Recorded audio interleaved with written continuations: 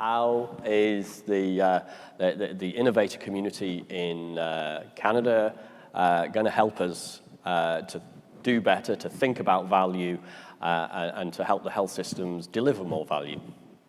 We're going to bring, we'll bring some technology to help you with, shrinking the 17 years. So I think I've got some of the people around to help us with that. Anyway, thank you very much for having me. I thought that perhaps not everyone here is familiar with CCI and what I represent here.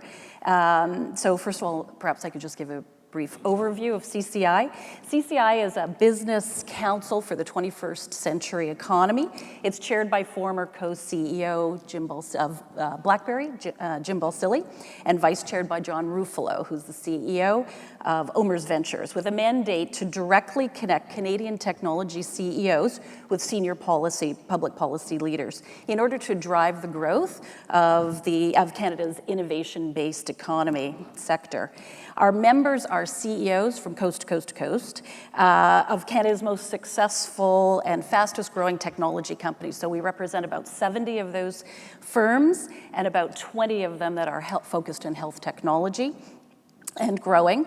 We know that Canada's innovation economy is created, regulated, and managed by governments and its agencies, and that their decisions have direct and profound impact on the innovation sector and the innovative companies in Canada.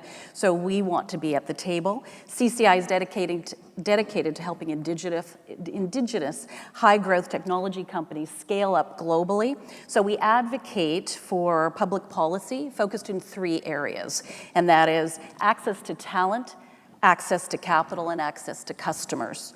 I'd like to point out that CCI, in its short 14-month history, has had some tremendous success in partnering because of some forward-thinking and collaborative policy makers. So together with Health Canada, with the Government of Ontario, Ontario's Chief Health Innovation Officer, Bill Chernitsky, and of course, Dr. Brian O'Rourke and his team at CADTH, we've created and established 2 working groups that focus on data and digital health, and also on medical technology devices. So we're encouraged by that dialogue, the sharing of ideas, and very grateful for the efforts.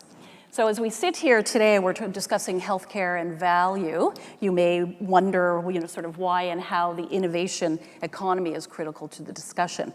In Canada, we know our single-payer healthcare system has long been a source of pride and national identity for Canadians, and in fact, I like to say that we're often defined by 3 things: our taste for beer, our hockey prowess, and our un-American universal healthcare system.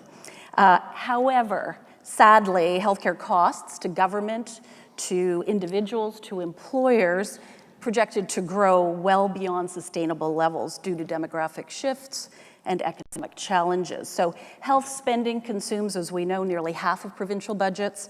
In Canada, or in Ontario alone, that's rising to about $52 billion and tends to be holding at that level really only because of artificial and often damaging limits to spending growth, often through rationing access and care for patients, rather than true system transformation that could help us by adopting some of the homegrown Canadian health tech innovation in this country. So our 19th century acute care worldview did not conceive of our 21st century technological reality. So we have to try to build value, or we are trying to build value in an outdated delivery system that was designed around episodic care, hospitals, and providers, rather than patient-centered and value-based care that focuses on health and prevention and incorporates Canadian technology innovation to improve our often suboptimal performance and outcomes. So we have to find ways to get better value for our healthcare dollars, and in business terms, because that's where I come from, that's measurable ROI. As a country, we can't remain globally competitive with a healthcare system that is a drag on government budgets, nor can we derive both improved patient outcomes, which should be our overarching goal, and economic benefit with a system that doesn't adopt innovation, doesn't maintain and protect the IP created by those investments, or the inventions that are being developed by Canadian health tech entrepreneurs, who are, by the way, personally invested and passionate about making a difference to sustain our universal healthcare system. Most of whom, ironically, we force to sell their products and services outside of our borders without ever gaining traction here in Canada. And then we proceed to license back the IP and products that are snapped up at a discount by US and global multinationals. So we can't continue, as we are today, to be net importers of health technology. We have some of the biggest and brightest right here. So we need to focus on growing Canadian health technology companies, buying and building and buying Canadian, if you will. A little anti-Trump.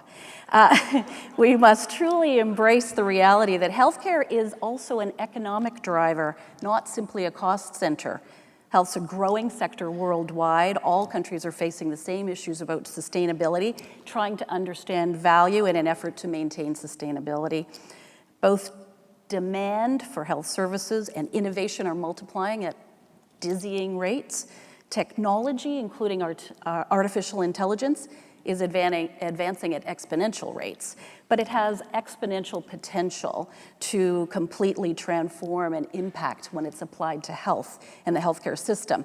And Canadians are global leaders in many of these areas in technology. In fact, machine learning that was essentially invented here.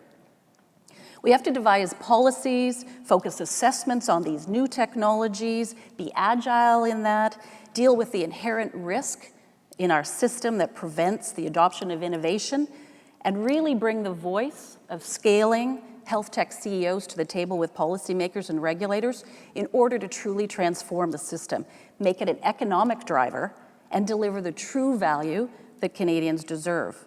So that value, in my opinion, should neither be a veiled code word for cost reduction, and it shouldn't be just a theoretical ideal.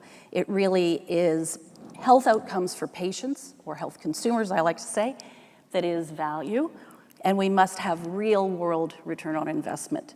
So by helping the innovators with access to capital, talent, and customers, and truly adopting innovation, we can realize that ROI and create sustainability that allows us to maintain our national dream of healthcare for all. I think we truly do sit at a crossroads in Canada of an incredible opportunity, not only to deliver the best patient outcomes in the world and true value, but also to create economic impact for Canada as a whole. So it's time we included Canada's leading health tech CEOs to the table to help create that future and begin to adopt their innovation, truly adopt their innovation, and protect the IP for the betterment of all Canadians for generations to come. Thanks for listening. Thank you very much.